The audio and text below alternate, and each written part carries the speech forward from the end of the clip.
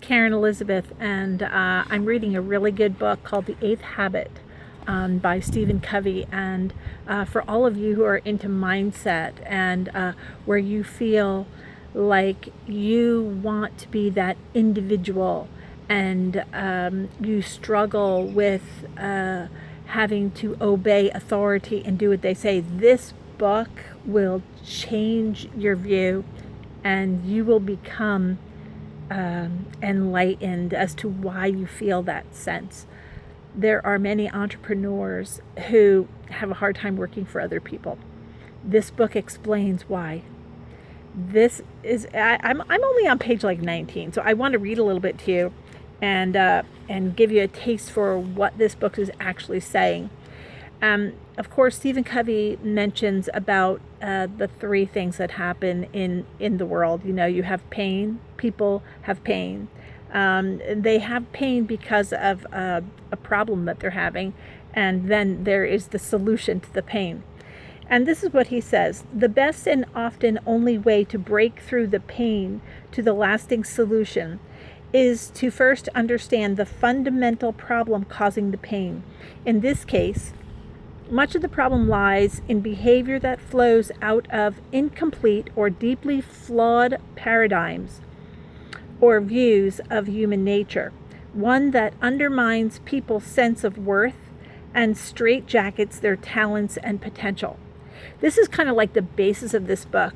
He goes on to give a little story about Max and Max, and it's really comparing a dog's life to a man's life and in the workforce. The dog being bred to be a retriever, and the man, of course, working in the customer service department of a company.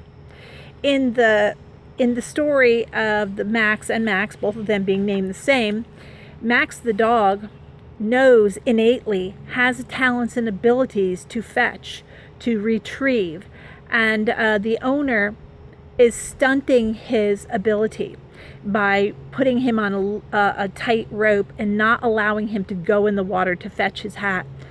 The dog eventually loses his spirit, and when the man goes to take him hunting, of course the dog doesn't even want to go. He's broken his spirit. And in the same way, Max, the man who works for customer service, wants to give good customer service. And when the boss takes him in the office and say, you know, what did you actually do there in this process of what he had done? And he said, well, you know, the person didn't get the luggage. He decided to take it upon himself because nobody was answering downstairs, to go downstairs and to see that the luggage was shipped out right away, priority or overnight, so that this person would get this luggage because the person was really in need and had called twice. The boss there said, but why did you do that? He pointed out, service, service, service. That's what we're about. The boss said, you're about doing what I tell you to do. And so the man eventually loses spirit and loses customers in the meantime.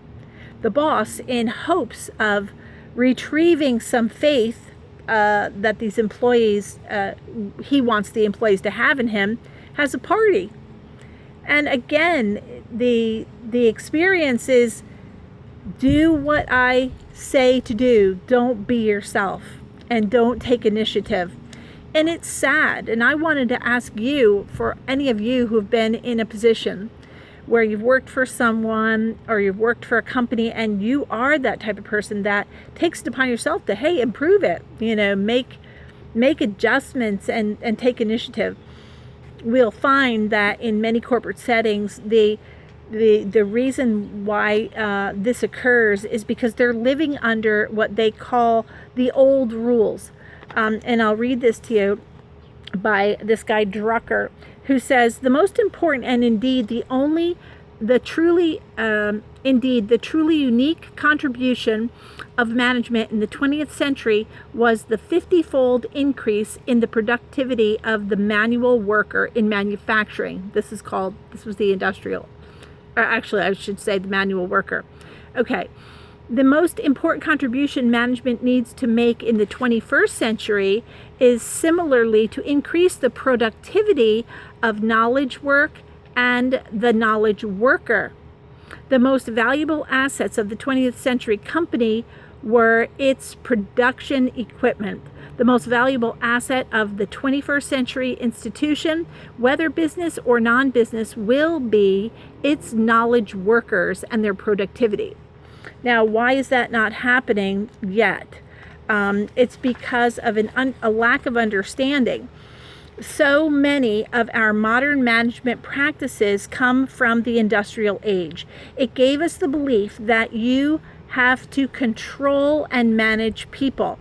It gave us our view of accounting, which makes people an expense and machines assets. Think about it. People are put on the P&L statement as an expense.